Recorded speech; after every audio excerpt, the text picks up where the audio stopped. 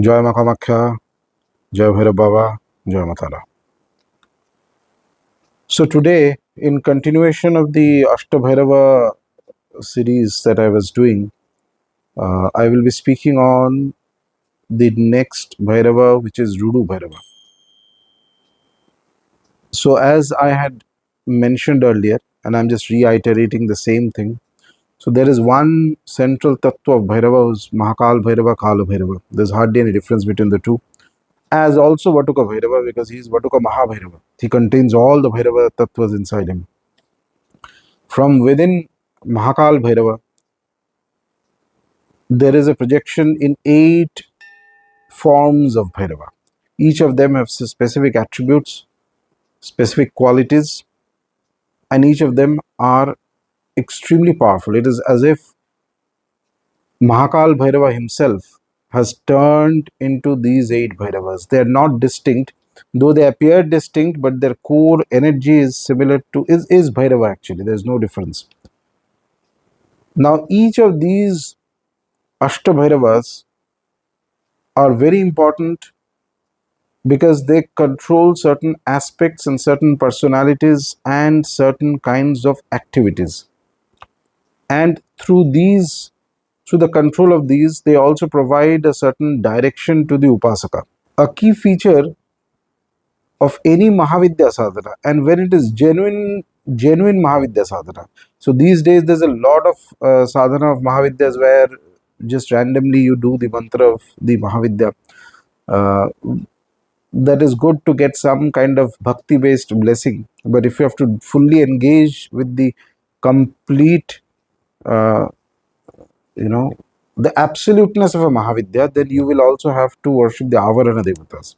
And in the Avaranas of Mahavidya, there will always be the Ashta Bhairavas in one of the Avaranas of the Mahavidya, whichever Mahavidya it might be, any one of the 10. There will always be the Ashta Bhairavas present there because they guard certain kinds of energies, they produce certain effects, and they protect the Upasaka from certain kinds of disturbances. Whereas in the Bhairava Krama, where Bhairava is the primary Devata, is the center, the Bindu is Mahakal Bhairava with Mahakal Bhairavi. And surrounding him there will be the Ashta Bhairavas, and surrounding them, and then there will be the Matrikas, and then there will be the 64 Bhairavas, and then there will be the 4 guardians and the Guru Mandalas in different directions, etc. So like this, it creates a complete Bhairava Chakra that helps and develops certain different aspects in the Upasaka's mind and body, whoever is engaging in Bhairava sadhana. So Ruru Bhairava, we find information about Ruru Bhairava from some of the manuscripts of Rudrayamal Tantra, as well as any text related to the detailed Upasana of Kali, or in even the Mahakal Samhita, we find a description of the Bhairavas. So in one manner of speaking, Ruru Bhairava is considered as equivalent to the Guru Tattva, the Guru Bhairava. So he is the form that Bhairava takes in order to guide Upasakas, specifically when one is confused about what to do and what not to do. His form is described, now again, before I describe the form, let me be clear that different tantras again have slight variations in the dhyana. All of them are fine, but it is the primary form which is most popular for doing Ruru Bhairava Upasana is that he is considered as Shuddha Sphatikam, his bright as crystal, and he has a Vahana as a Vrishava. The bull is his Vahana. His consort is Maheshwari. He sits in the Agni Kona, southeast direction. Okay, and he carries, in some depictions, he carries a rosary and a Trishula and Varamudra, etc. In some, he carries more weapons. So these slight differences in the weapons also change based on the kind of mantra that is being used to invoke Ruru Bhairava. But fundamentally, The most important clue about Ruru Bhairava comes to us from the fact that he is connected to the southeast direction. And the graha that sits in the southeast direction is Shukra. So there is a strong link between Shukra and Ruru Bhairava. Shukra is one of the primary gurus among the grahas, along with Brihaspati. But Shukra is the guru of Tantra, whereas Brihaspati is more or less the guru that represents the standard Vedic path. Whereas the standard tantric path, specifically as one goes into the Kola Tantras, it is Shukra who governs the path more prominently than any other graha. Other grahas are also there, but Shukra is one key feature of this. This is, however, not to be misinterpreted in the sense that only Shukra is enough to understand Tantra sadhana. There are many other factors involved, of course. And any deity, including Ruru Bhairava, can transcend the graha and connect to a tattva much higher than the graha. But for the purpose of understanding, we link grahas to different devatas, just like we link grahas to also the Mahavidyas. So Ruru Bhairava's connection to Shukra gives us another very interesting idea about Ruru Bhairava Upasana. So Shukra is one of those grahas whose story we know that Shukra was a great Upasaka of Shiva. And Shukra has the ability to regenerate itself among all the grahas. It has tremendous capacity for sadhana. It loves tapasya. Nobody loves that whole that madness that comes in. You know, when you like doing something versus when you are told to do something, there's a huge difference. So when you like doing something, you do it on your own. That self-propelled energy, that attraction comes in. That is Shukra. Its ability to regenerate itself is extremely potent indicator of one experience that comes through Ruru Bhairava Upasana. So basically, translating this into more practical terms, suppose an Upasaka is stuck somewhere, it could be anything, whether you are stuck in the in your sadhana, in your spiritual path, whether you are stuck in your materialistic path, or you are stuck in a situation with people, something where you think that there is no path that is visible and you are completely confused, you don't know what to do. Ruru Bhairava sadhana creates a new life, a new direction, a new energy. Life means a new infusion of power and Shakti comes into the Upasaka. Something new is going to start if the Upasana is correctly done. If Ruru Bhairava's blessing comes in, it's like, imagine a desert that is completely barren, there is no life anywhere. And then suddenly there is a small growth of vegetation that comes in somewhere. This is very typically what Ruru Bhairava can do if he blesses an Upasaka. So where there is stagnation, that is the right word, there's complete stagnation, Ruru Bhairava generates something new in that space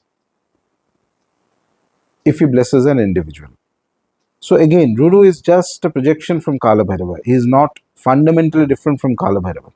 But he is that force of Kala Bhairava which is very creative and which guides. So there is the aspect of Guru, because Venus is also a Guru. It shows that what is the right direction for the individual, but it also helps to create a new energy in that space, in that mind and body. And once it comes inside the mind and body, it also resonates outside in the surrounding circumstances. For example, if somebody is stuck in a job for many years without growth, without promotion, so he is not able to leave the job. At the same time, he is not happy with the job. It's a situation where you feel completely hopeless. There is nothing that can be done. In these kind of circumstances, when Ruru Bhairava sadhana is done, strongly done, and when I say done, I don't mean just doing a little bit of it, but doing as per the vidhi of doing the Bhairava sadhanas with complete dedication, complete disciplined manner, very soon there is some of the other response that comes, like a new growth, a new opportunity. It could be anything. For example, in that specific company, there's suddenly a new role that comes in, or there's a new offer that comes in. Okay. Now, remember one thing, as with all devatas, they give what they think is best for you. It is not always based on what you desire. So, no deity, nobody is ever going to give you a tick mark and a yes to your whole laundry list of desires. That is never going to happen. Nobody is going to give you. No mantra, no paddhati, no yoga, no sadhana, no meditation can give you that. You have to learn to accept reality, because what the reality is at the moment is a result of things that has been done by that soul across many previous lifetimes. It is not random. It is not that that soul is coming for the first time. So once that acceptance is there, eventually it can be changed. The beauty of it is that everything can be changed, but sufficient time has to be given. And by sufficient time, it doesn't mean few months to a few years. So nature doesn't see few months and years, it sees lifetimes. So it says that if you have a very strong desire for something and you hang on to the desire and you generate power in that desire over time, then nature is going to fulfill that desire, whether in this life or in some other life, regardless of whether you want it then or not, because you had wanted it very strongly. So that gets recorded somewhere, and as the circumstances become more conducive, then nature allows you to experience that desire. And death for nature is not a full stop. It's just transition from one to the other, and there is no end of it coming so easily. So what we call death may seem very brutal and shocking to the nervous system, but it is just a transition, as the Gita says, dropping one set of clothes and taking on a new set of clothes. It's like dropping one physical body and taking on another physical body, in order that the desires are fulfilled, in order that the karmic consequences of the actions that have been performed are also fulfilled. So there are two things that come together. Anyway, coming back to Ruru Bhairava. So Ruru Bhairava's biggest blessing is this. There is a particular phrase that is used in a very rare Dhyana of Ruru Bhairava that I was seeing in one text some time ago. It says that Ruru Bhairava is the representative of the Ruju Bhava. Ruju Bhava is basically the straightforwardness of the mind, where one is not confused. Half the time we are confused about, should I do this, should I do that, a little bit of this, anxiety, stress, can I try this, etc. But he blesses one with the very straight path, absolute clear path, that this is what has to be done. That effect comes moment there is a certain new growth of energy that enters into the mind and body of the Upasaka. So there is a particular dhyana with respect to Ruru Bhairava, as again, each of the Bhairavas have different dhyanas, but this specific dhyana is something I really like. So it says, Ruju Bhava Pradam Devam Sphatika Bhama Maheshwaram Vishavaruram Agnyam Ruru Bhairavam Uttamam. That Ruju Bhava is basically that clarity and strength that comes through a very straight mind. It's like between point A to point B, one can go through loops and hoops and going through circles and trying this and trying that. Ruru Bhairava blesses the Upasaka, then he goes straight path, the easiest path, the shortest distance between two paths, 2 points. That Spatika Bham is very easily, the meaning is self-evident, because it's like the crystal, the energy of the crystal that is there, Spatika Bham. Maheshwaram, which is also the epithet of Lord Shiva, which means that he is the great Lord Maheshwaram. Vrishavaruram, he sits on the Vrishava. Agnyam sits on the Agni Kona, as I mentioned. And then Ruru Bhairava Uttamam, he is the great Ruru Bhairava. So basically says that one who gives you that straight path, who is Maheshwara, who sits on the Vrishava, who is crystal-like in his effulgence, is that great Lord who is Ruru Bhairava. Along with Ruru Bhairava, we have among the Matrikas Maheshwari, who is also worshipped. Maheshwari also If you read the Chandi part, you will see that all the Ashtamatrikas also participate. Maheshwari carries the Trishulam in her hand when going into a battle with the Asuras. So the link between the Matrikas and the Bhairava Shakti is that Bhairava, together they function as a comprehensive whole.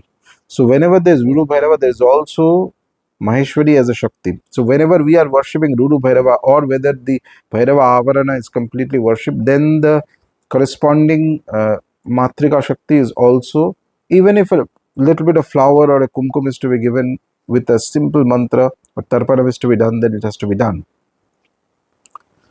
So this therefore is among the cycle of the Ashtabhairavas. Ruru comes in second after Asitanga Bhairava. Now, interestingly, there are very few people who are dedicated Upasakas of Ruru Bhairava today. However,